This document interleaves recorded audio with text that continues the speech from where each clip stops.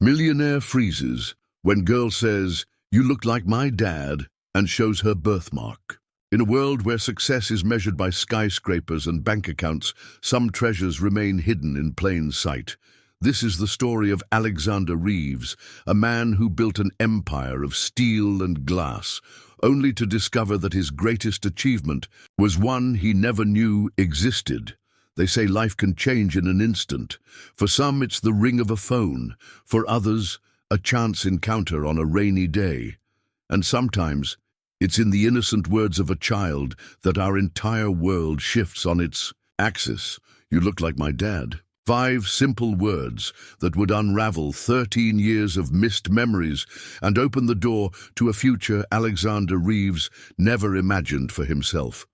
Time can't be reclaimed, but perhaps it can be redeemed.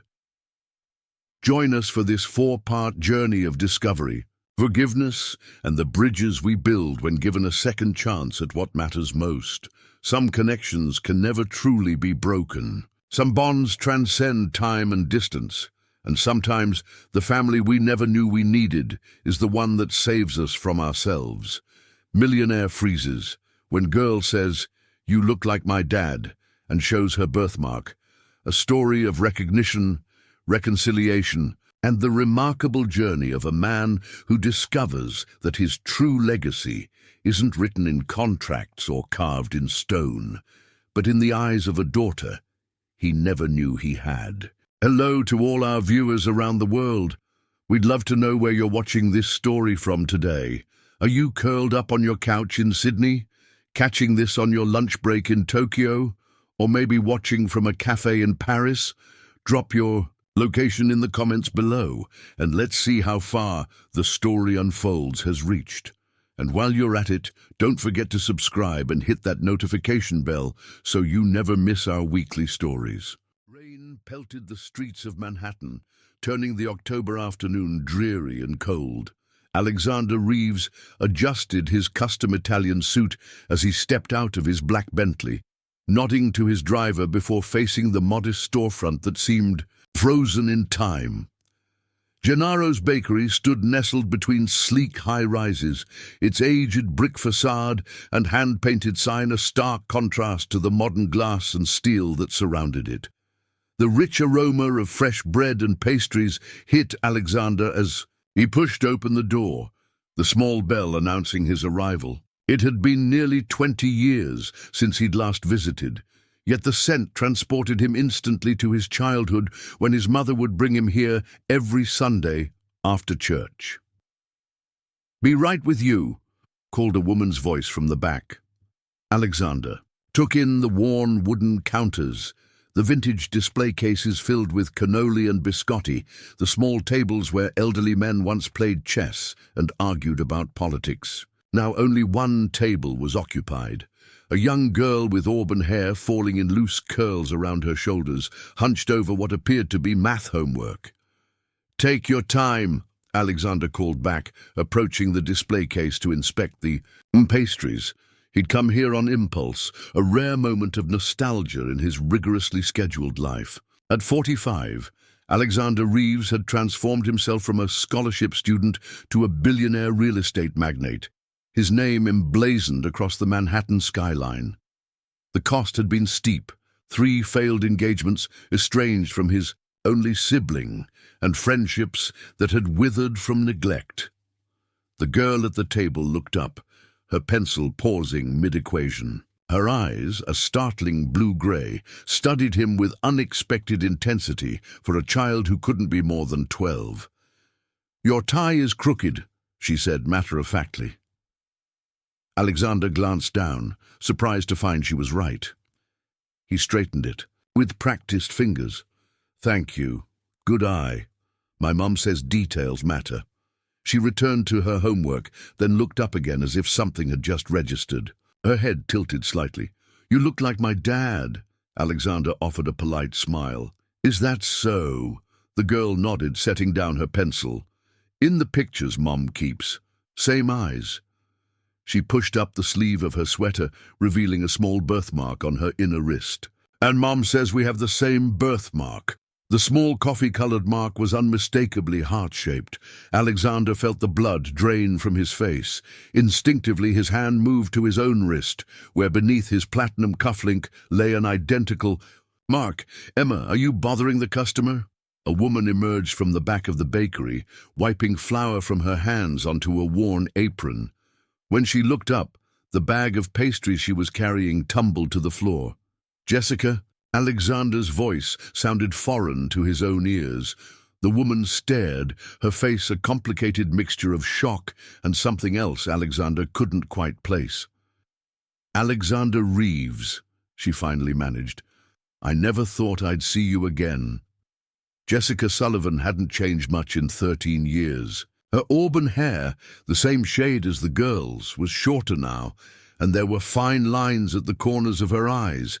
But she was unmistakably the woman he'd once planned his future with before London called and ambition answered. "Mom, you know him?" Emma asked, looking between them with curious eyes. "We were friends in college," Jessica said carefully. "A long time ago." Alexander couldn't take his eyes off the girl. Emma, the same birthmark, the same blue-grey eyes that had stared back at him from mirrors his entire life. The timing would be right if Jessica had been pregnant when he left. "Emma," he said, testing the name on his tongue. "How old are you?" 12, she answered. 13 in January. Alexander did the math quickly. 13 years ago, he'd left for London, leaving behind a relationship that had seemed destined for marriage until career ambition intervened. He'd tried calling Jessica in those first few months, but she never returned his calls. Eventually, he'd stopped trying, assuming she'd moved on just as he had. "Your daughter," he said to Jessica, more statement than question. Jessica nodded, her knuckles white as she gripped the counter's edge. "My daughter." "Our daughter?" The question hung in the air, charged with 13 years of absence. Emma's eyes widened, darting between the adults with new understanding. "Wait, is he—" Jessica hesitated, then nodded almost imperceptibly. "Emma, could you please go upstairs and start your English assignment? This gentleman and I need to talk." "But Mom—" "Now please." Emma reluctantly gathered her books, casting curious glances at Alexander as she disappeared through a door behind the counter. The bell above the door jingled as an elderly couple entered the bakery. Jessica straightened, professional smile replacing shock. "Mr. and Mrs. Abernathy, your usual—" Alexander stood motionless as Jessica served the couple rye bread and almond cookies, exchanging pleasantries about arthritis and grandchildren. When they finally left, Jessica flipped the sign on the door to closed and turned to face him. "You didn't know," she said softly. "How could I?" His voice came out harsher than intended. "Were you ever going to tell me?" Jessica leaned against the counter, suddenly looking tired. "I tried calling you those first few months. Your number changed. I emailed the address I had. Messages returned undeliverable." "That was 13 years ago, Jessica. By the time I could have tracked you down through mutual friends, you were engaged to that investment banker's daughter. It was all over the society pages." Jessica sighed. "And then you weren't. And then you were engaged to someone else. Your life seemed complicated, and Emma and I were doing fine." Alexander ran a hand through his salt and pepper hair, his mind racing. "I have a daughter." The words felt surreal. "I have a 12-year-old daughter I've never met." "She's brilliant," Jessica said, a hint of pride breaking through the tension. "Top of her class, plays cello, unbeatable at chess." "Chess?" Alexander couldn't help smiling slightly. He'd been captain of his university chess team. "Gets that from you, I suppose." Jessica paused. "What are you doing here, Alexander? After all these years?" Alexander gestured vaguely at the bakery. "Nostalgia, I guess. My mother used to bring me here. I was driving by and—" He trailed off, the reason suddenly seeming trivial compared to what he'd just discovered. Outside, the rain had intensified, drumming against the windows. Alexander stared at Jessica, seeing both the woman he'd once loved and a stranger who'd raised his child without him. "I want to know her," he said finally, surprising himself with the certainty in his voice. "If she wants to know me." Jessica studied him for a long moment. "She's asked about you more often lately. What have you told her?" "The truth, that you were brilliant and ambitious, that circumstances separated us." Jessica hesitated. "That you didn't know about her." Alexander felt a wave of gratitude. Jessica could have painted him as the villain of the story, but she hadn't. "She has your eyes," Jessica added softly, "and your birthmark, and unfortunately your stubbornness." The door behind the counter opened, and Emma peered out. "Are you guys done talking about me yet?" Jessica laughed despite herself. "Eavesdropping?" "The heating vent carries sound," Emma admitted unapologetically, stepping fully into the room.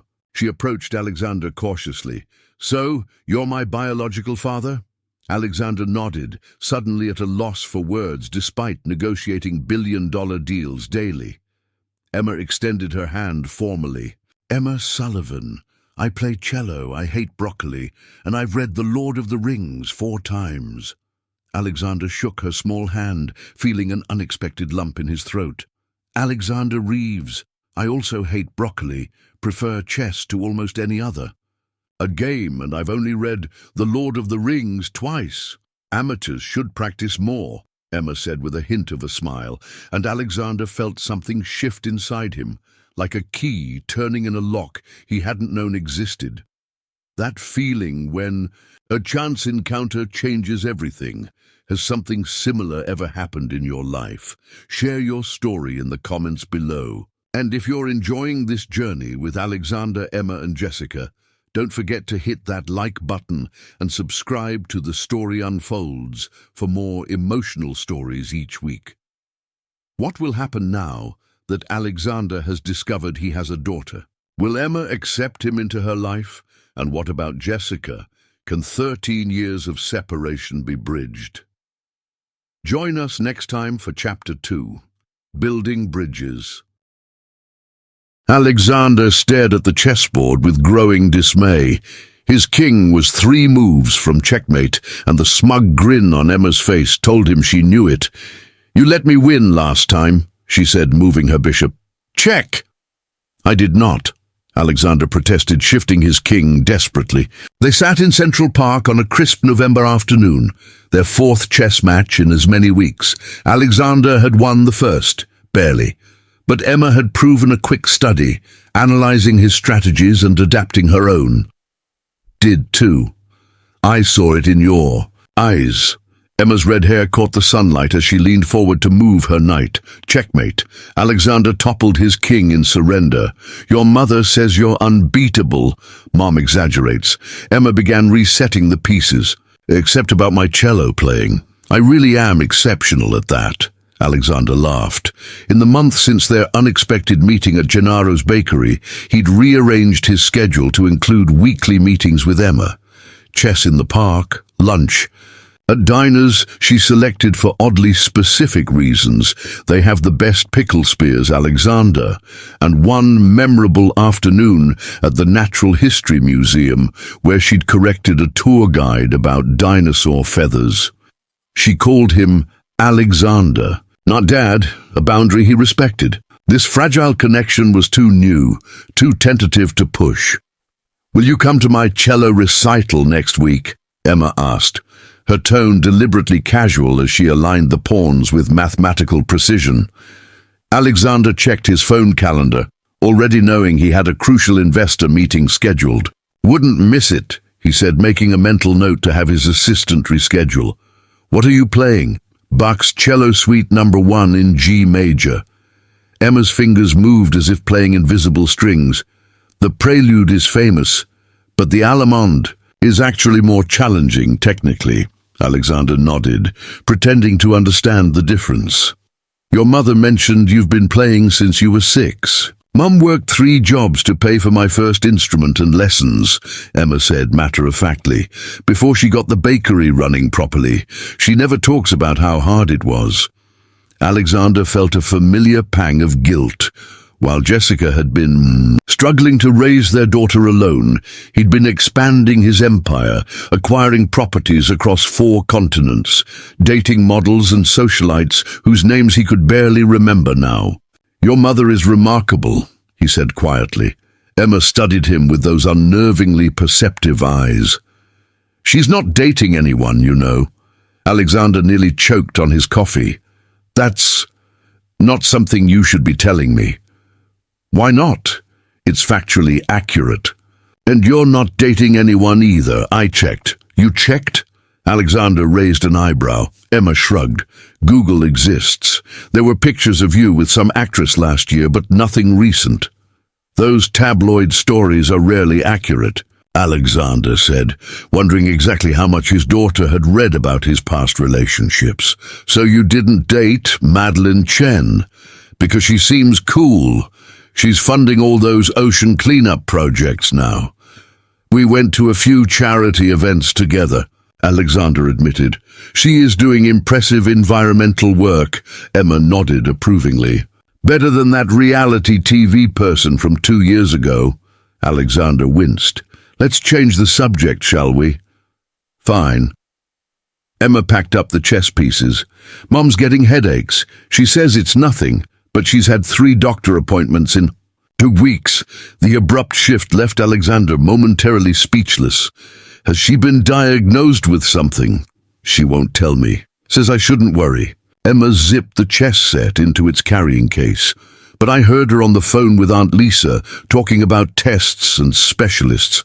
Alexander made another mental note to speak with Jessica privately.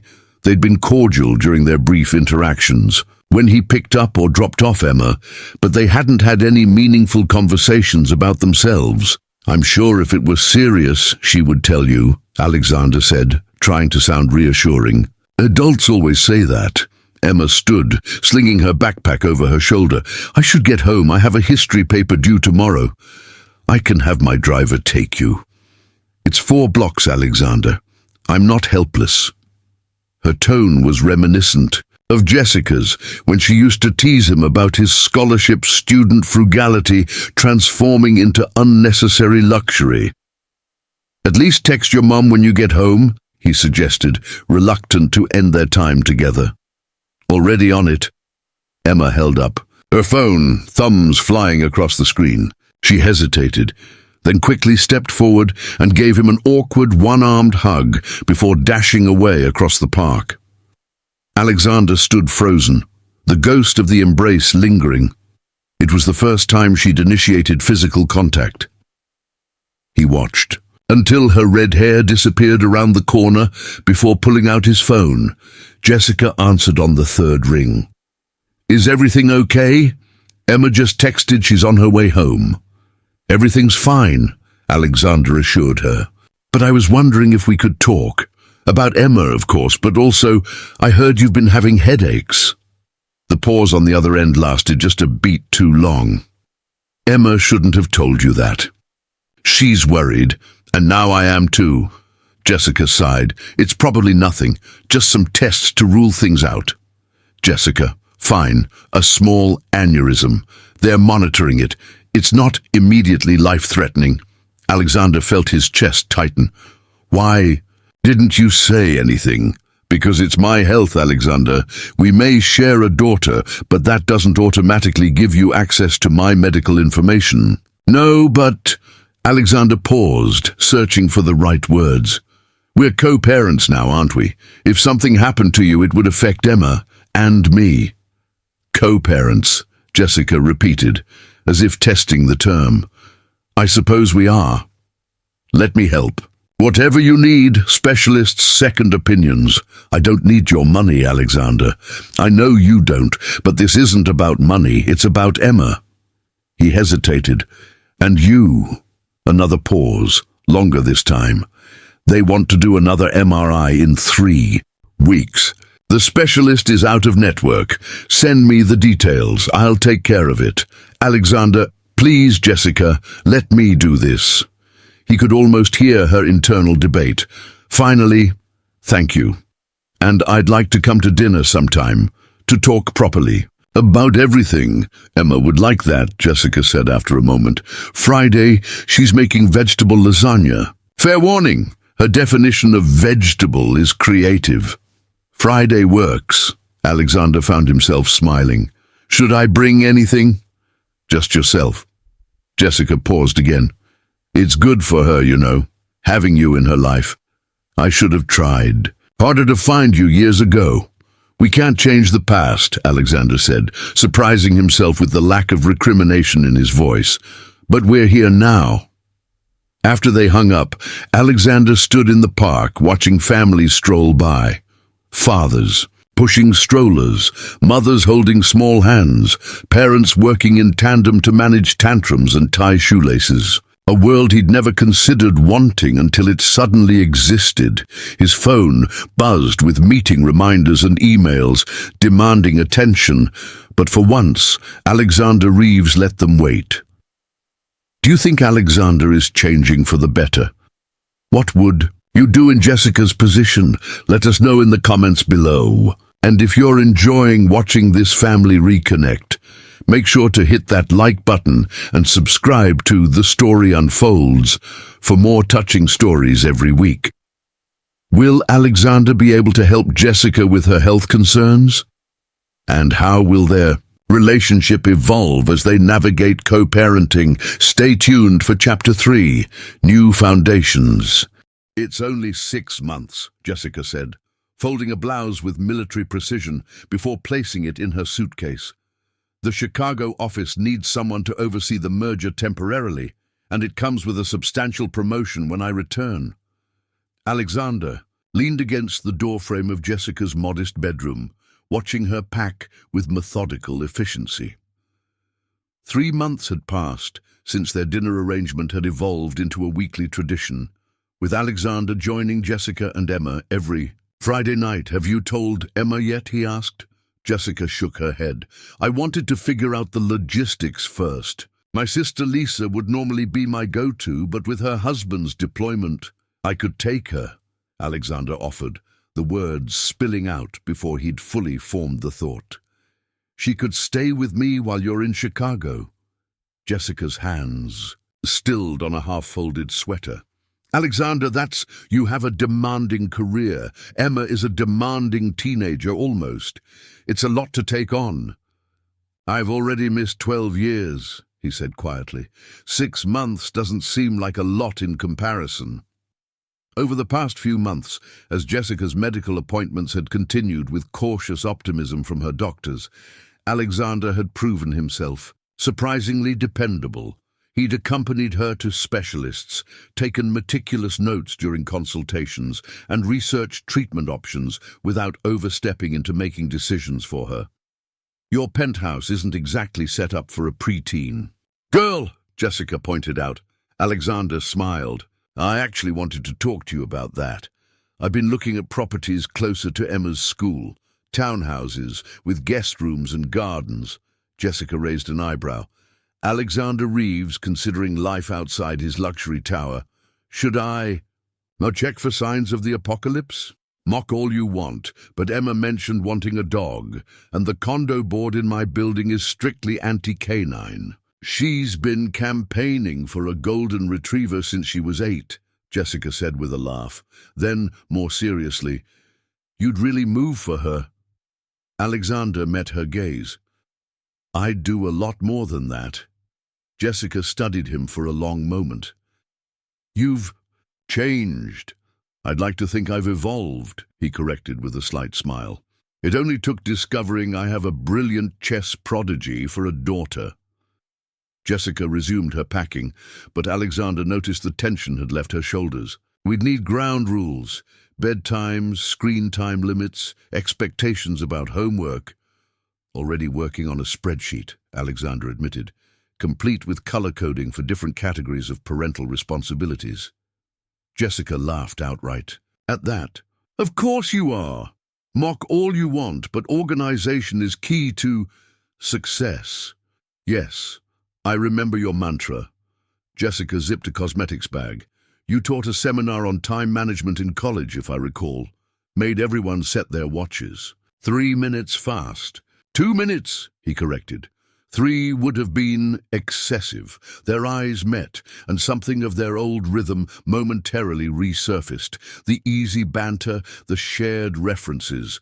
Before London, before ambition and missed connections had created a 12-year gap in all their lives. We should tell Emma together, Jessica said finally, about Chicago and the living arrangements. Tonight at dinner, Alexander suggested. Jessica nodded. I'm making her favorite pasta. Might soften the blow of her mother, abandoning her to the tyranny of her time management-obsessed father. I prefer efficiency enthusiast. The sound of the front door opening interrupted their conversation. Mom, Alexander, I got an A on my science project. Emma's voice called from the entryway. In here, sweetie, Jessica called back. Emma appeared in the doorway, her school backpack hanging from one shoulder, cheeks flushed with winter cold and academic triumph. She held up a paper with a prominent red A circled at the top. Mr. Patterson said my research on sustainable urban development was remarkably thorough. That's fantastic. Jessica hugged her daughter. Congratulations, Alexander added, genuinely impressed. Sustainable urban development is a complex topic. Actually, I quoted your company's Manhattan waterfront project as a negative example, Emma informed him with her characteristic bluntness. The environmental impact report had some serious flaws. Jessica stifled a laugh as Alexander blinked in surprise. I see, he managed. Perhaps you could share your critiques with my development team sometime. Really?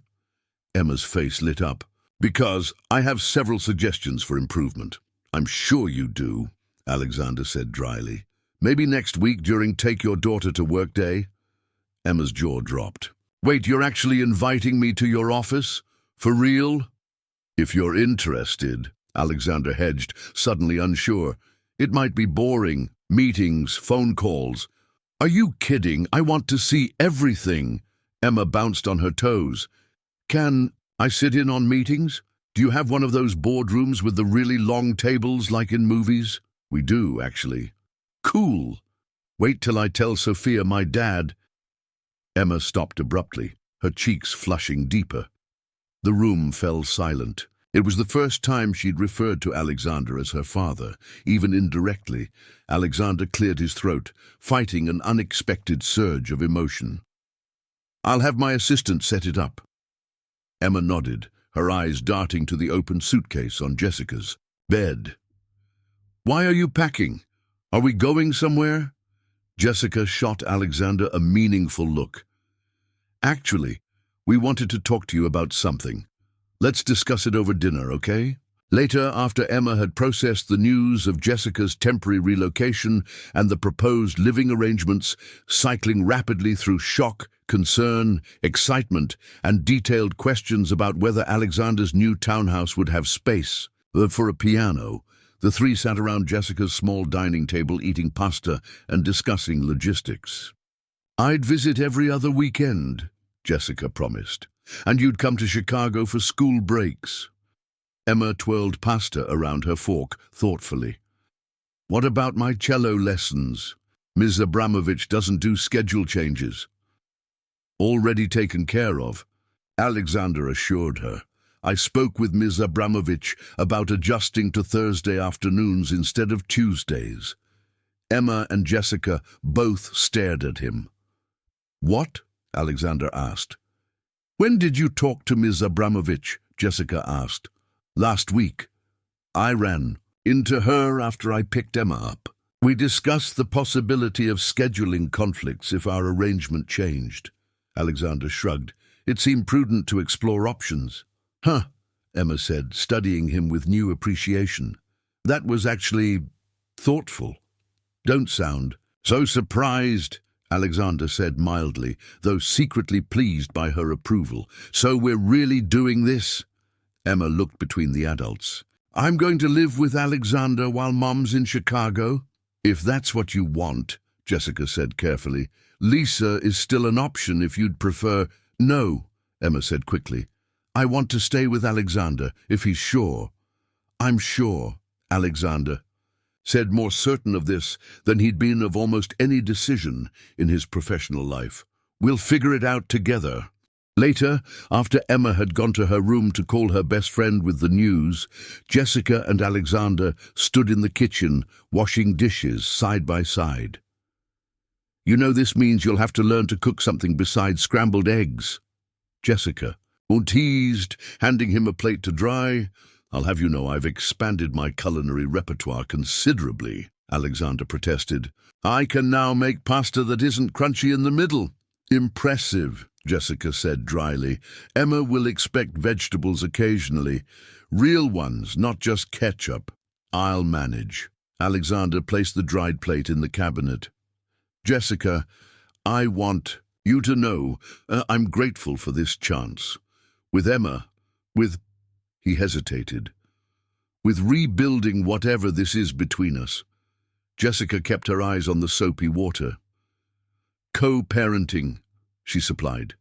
Yes, that. Alexander watched her profile, still so familiar despite the years. I'm sorry I wasn't there, all those years. You didn't know, Jessica reminded him. Still, you did everything alone. Jessica turned off the faucet and dried her hands, finally, meeting his gaze. Not entirely alone. I had Lisa, friends from work. Emma's had a good life, Alexander. She's extraordinary, Alexander agreed. You did that. She has your analytical mind, your determination. Jessica smiled slightly. Unfortunately, also your tendency to argue every point to death. Alexander laughed. Poor kid. Double dose of stubbornness. She doesn't stand a chance, Jessica agreed, her smile warming. For a moment, they stood in comfortable silence, the years between them simultaneously vast and insignificant. The aneurysm, Alexander said finally.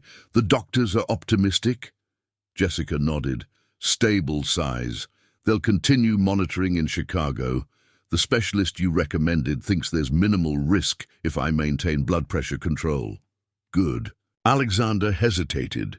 And you'll tell me if anything changes. Yes. Jessica studied him. You really have changed, haven't you? Had to happen eventually, Alexander said lightly, though his eyes held hers seriously. Some things are more important than the next acquisition. Jessica nodded, understanding passing between them. Well, Mr. Reeves, I hope you're prepared for the whirlwind that is living with a nearly teenage girl. Her mood swings are legendary. I regularly negotiate with cutthroat investors and temperamental architects. How difficult could it be? Jessica's laugh followed him all the way to the door. What challenges do you think Alexander enfrentará como pai em tempo integral? E você já passou por uma grande mudança de vida como essa? Compartilhe nos comentários. Se você está gostando desta jornada familiar, não se esqueça de deixar seu like e se inscrever no canal The Story Unfolds para mais histórias emocionantes. Toda semana, Alexander está prestes a experimentar a paternidade em tempo integral e Jessica está confiando nele com seu bem mais precioso. O que acontecerá quando Emma se mudar? E o que o futuro reserva para Jessica e Alexander? Descubra no último capítulo, Full Circle.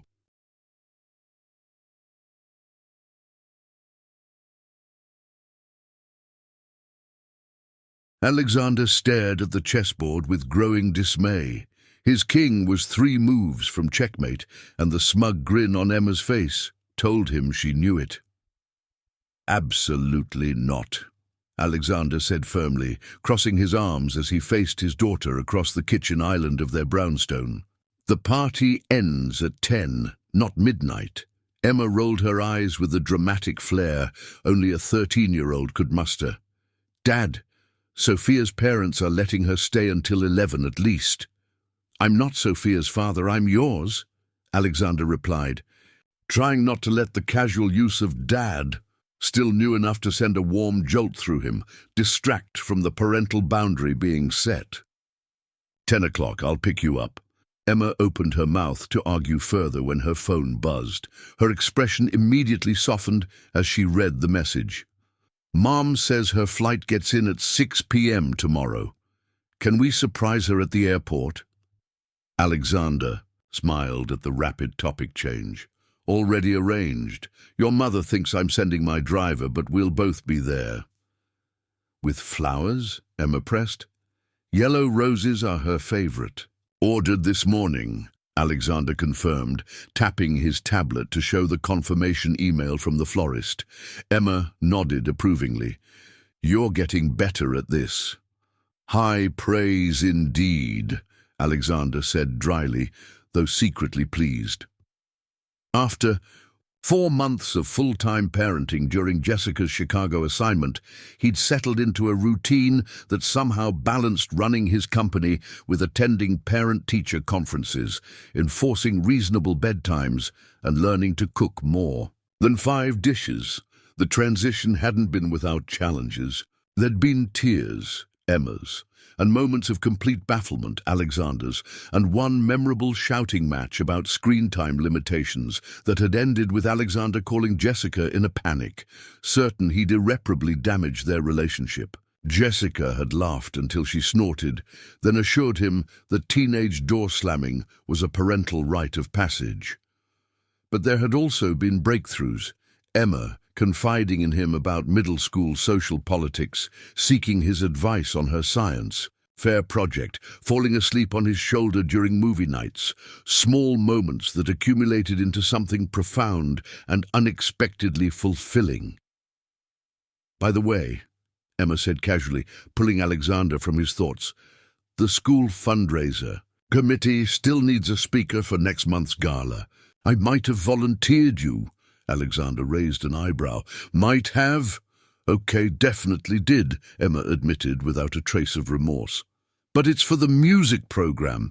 And since your company's new eco-friendly development initiative is getting all that positive press, you really need to stop volunteering me for things without asking, Alexander said, though his tone lacked any real admonishment. Emma's passion for environmental causes had indeed influenced the direction of his newest projects, leading to innovative approaches that had garnered industry attention. The chairperson is calling you tomorrow, Emma continued, ignoring his protest. I told her between 2 and 4 works best with your schedule. Alexander shook his head in amused resignation. You know, in the corporate world, this would be considered a hostile takeover of my calendar. In the daughter world, it's called helping you be a better person, Emma retorted, reaching for an apple from the fruit bowl. Oh, and Mom wants to have dinner when she gets back. Just the 2 of you. Alexander nearly choked on his coffee. She said that? Not exactly, Emma admitted, but she's been asking a lot of questions about what we've been doing and whether you've been dating anyone. Emma, Alexander said warningly. What? I'm just conveying factual information. She bit into her apple with exaggerated innocence. Anyway, I told her you've been too busy being a helicopter parent to date anyone. I am not a helicopter parent, Alexander protested. You installed a tracking app on my phone and texted me 7 times during the school field trip to the museum. The app was your mother's idea, Alexander countered, and there was subway construction that day. Emma rolled her eyes again, though with noticeable affection. Whatever helps you sleep. At night, Dad. That word again. Dad. Still new enough to catch him off guard, to remind him of all the years he'd missed and the unexpected opportunity he'd been given. Go finish your homework, Alexander said, ruffling her hair as she passed.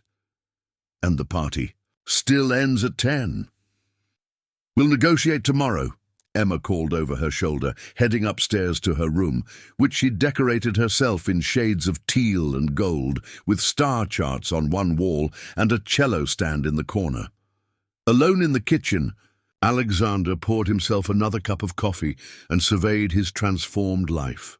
The brownstone was a far cry from his sleek penthouse, cluttered with Emma's textbooks and sheet music, walls adorned with her artwork, refrigerator door crowded with schedules and reminder notes.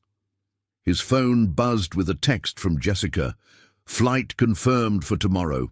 Emma tells me you're making actual vegetables for dinner now. Photographic evidence required." Alexander smiled, typing back, "Roasted Brussels sprouts tonight. Even used actual seasonings." He could almost hear Jessica's laugh as she replied, "Who are you and what have you done with Alexander Reeves?" It was a fair question. 6 months ago, he wouldn't have recognized this version of himself, shopping for groceries, attending school concerts, debating curfews with a headstrong teenager. His executive assistant had nearly fainted when he'd blocked off every Thursday afternoon for Emma's cello recitals, non-negotiable. His phone rang. His sister Catherine, with whom he'd reconnected after years of minimal contact. Emma's existence had somehow catalyzed that reunion too, as if the discovery of his daughter had reminded him of other relationships he'd neglected. "How's fatherhood?" Catherine asked when he answered. Humbling, Alexander admitted. "Your nephew's hand-me-down advice has been invaluable." Their father says Emma's cello playing is impressive. They went to her recital last weekend. "She's remarkable," Alexander agreed, pride evident in his voice, "though I think she's trying to set me up with her mother." Catherine laughed. "Smart girl. Jessica was always the one who kept you human." Before Alexander could respond, a text notification appeared from his attorney, confirming the final paperwork for his newest project, a foundation dedicated to making music education accessible in underserved schools. Emma's influence again. "I have to go," he told Catherine. "Emma's fundraiser committee is apparently expecting me to confirm my keynote speech." "Never thought I'd see the day," Catherine mused. Alexander Reeves, wrapped around a teenager's finger. After hanging up, Alexander headed to his home office, passing Emma's partially open door where she was practicing her cello, the rich tones of Bach floating through the hallway. He paused, listening to his daughter play with a confidence and passion that still amazed him. On his desk sat a framed photograph, Emma at her birthday celebration 3 months earlier, blowing out candles while he and Jessica stood on either side of her, all three laughing at some forgotten joke. It was his favorite picture, a glimpse of what might have been and what still could be. Beside it lay an envelope he'd received just yesterday, forwarded from Jessica's attorney, an old letter, never sent, dated 13 years earlier. He'd read it multiple times already, but found himself drawn to it again, carefully unfolding the yellowed paper. "Alexander, by the time you read this, if you ever do, everything will have changed. I'm pregnant, 8 weeks along now. I've called your new London number a dozen times, but it's always your assistant who answers, always, 'Mr. Reeves is in meetings.' I saw the society page photo of you at that gallery opening, with the diplomat's daughter. You looked happy, focused on your new life. I always knew your ambition would take you far. It's what I admired about you, your certainty, your drive. I don't want to be the one who holds you back from the future you've worked so hard to achieve, so I'm making this choice for both of us.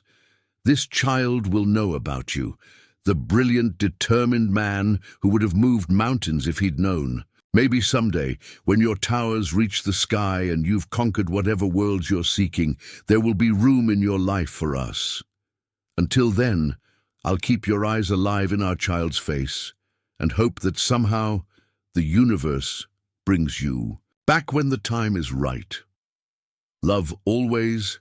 Jessica. Alexander carefully folded the letter and returned it to its envelope.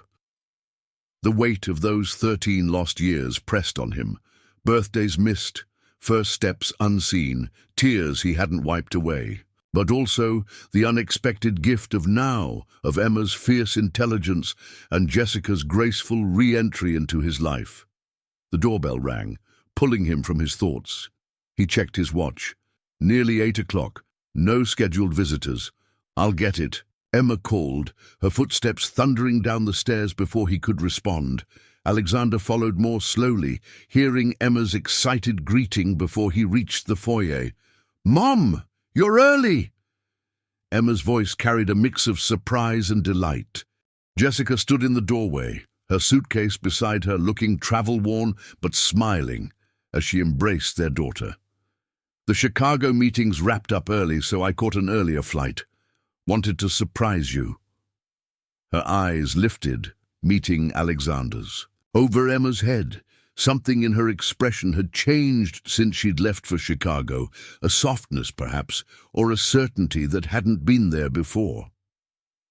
"Welcome home," Alexander said, suddenly aware of how right it felt to say those words. To her in this house that had become their daughter's home. "The project's finished," Jessica said, still holding Emma, but looking at him. "Permanently. They offered me the Chicago position full-time, but I declined." Emma pulled back. "You're staying in New York?" Jessica nodded, tucking a strand of hair behind Emma's ear.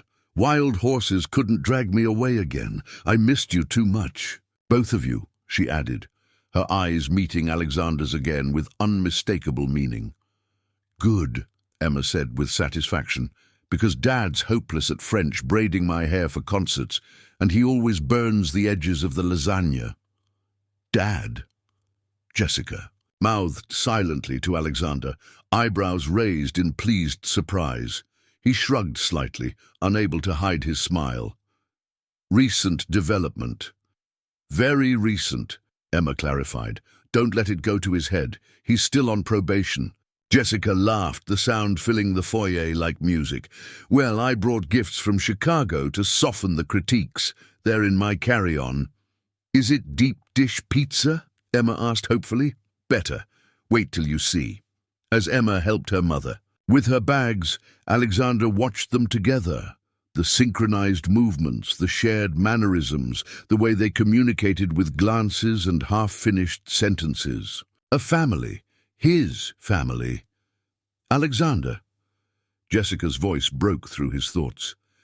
"Emma says you redecorated your office building's lobby to include a living wall and rainwater collection system." Emma's environmental manifesto was quite persuasive, he admitted. "The board thought I'd lost my mind until the press coverage started rolling in. Now they're calling me visionary." "You always were good at taking others' ideas and making them successful," Jessica teased. Then, more seriously, "Thank you for everything these past months. Emma's been sending me novels disguised as text messages about your adventures. Dad took me to his office and let me sit in on a design meeting," Emma interjected, dragging Jessica's suitcase toward the stairs. "I told his architects their energy efficiency standards were embarrassingly outdated, and now they're implementing my suggestions." "That's diplomatically put," Alexander muttered. "What actually happened was more of a hostile takeover. The design team now reports directly to Emma, as far as I can tell." Jessica laughed again, and Alexander realized how much he'd missed that sound, not just in the months she'd been in Chicago, but in the years before he'd walked back into Gennaro's bakery on that rainy October afternoon. "Are you hungry?" he asked. "I actually made dinner, real food with vegetables and everything." Jessica's eyebrows rose higher. "Now I know Emma's been a good influence." Later, after Emma had finally been persuaded to go to bed, "But Mom just got home. And I'll still be here in the morning, I promise." Alexander and Jessica sat in the living room, wine glasses in hand, catching up on the months apart. "The doctors in Chicago were impressed with your stability," Alexander said. "No change in the aneurysm at all." Jessica nodded. "The medication regime is working. Annual monitoring should be sufficient going forward." She studied him over the rim of her glass. "Emma says you've been seeing a personal trainer." "Emma has a very big mouth," Alexander said without heat. "But yes, apparently billionaires can still have high cholesterol. Who knew?" "You look good," Jessica said simply, "Happier." "I am." Alexander set his glass down. "Jessica, that letter—" "I should have sent it," she said quietly, "or found a way to reach you. I was young and scared and—" "You were right," Alexander interrupted gently, "about who I was then. I might not have been ready. For Emma, for—" He gestured between them. "Any of this." Jessica's eyes held his. "And now?"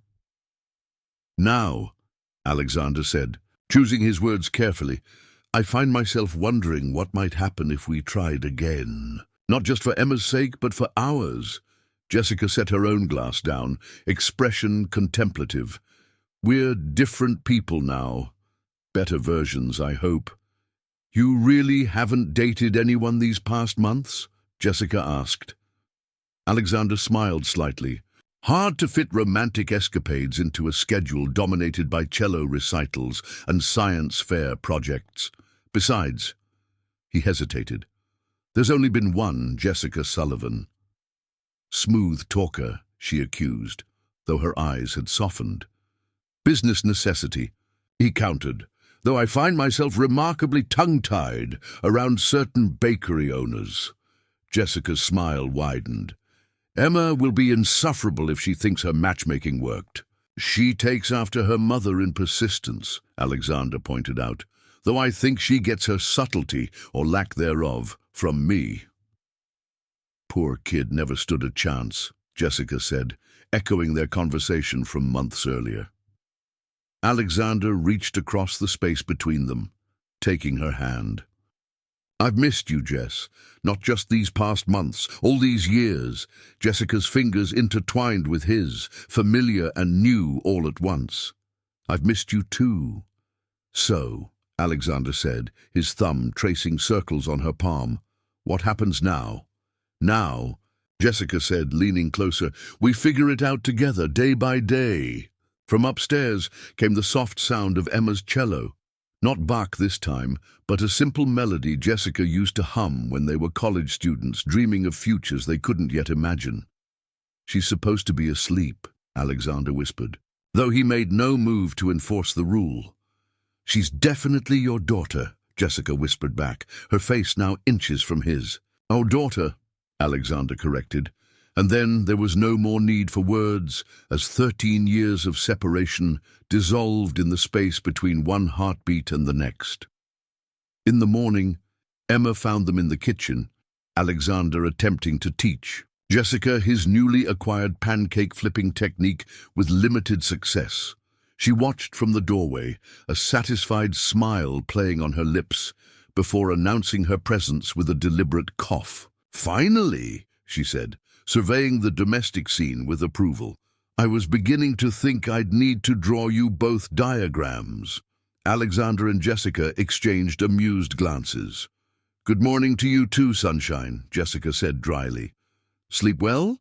"Like someone whose carefully orchestrated plans are coming together perfectly," Emma responded, helping herself to orange juice. "So, are we officially a family now? Because Sophia's parents are hosting a neighborhood barbecue next weekend, and I'd like to know what to tell them." "Emma," Alexander began warningly. "What?" "It's a perfectly reasonable question. For planning purposes," Jessica laughed, the sound mingling with sunlight streaming through the kitchen windows. "Yes, Emma, we're officially a family." "Good," Emma said with satisfaction, "because I've already picked out names for the golden retriever I'm getting for my birthday." Alexander choked on his coffee. "We never agreed to—" "Dad," Emma interrupted with exaggerated patience, "the townhouse has a yard now. The logical next step is obviously a dog. I've made a comprehensive presentation outlining the benefits." Jessica patted Alexander's arm sympathetically. "Welcome to the next 13 years of parenting. I hope you're ready." Looking at his daughter's determined expression and Jessica's warm smile, Alexander felt the same certainty that had guided his most successful business decisions, a bone-deep knowledge that this, finally, was where he was meant to be. "Ready as I'll ever be," he said, and meant it with his whole heart, dizendo o que você achou desta jornada com Alexander, Emma e Jessica. Quantos de vocês já viveram ou testemunharam reconexões familiares como esta? Compartilhe sua história nos comentários abaixo. Se você gostou desta história de família, amor e segundas chances, não se esqueça de deixar seu like e se inscrever no canal The Story Unfolds para mais histórias emocionantes toda semana. Próxima semana, teremos uma nova história emocionante para compartilhar com vocês. Que tipo de história você gostaria de ver a seguir? Deixe suas sugestões nos comentários. Até a próxima e lembre-se, às vezes, os caminhos mais inesperados nos levam exatamente para onde deveríamos estar. What would you do in Alexander's place? Drop your thoughts in the comments. We might feature you next. If this story touched you, subscribe, and check out our other powerful stories waiting for you. Thank you very much for watching.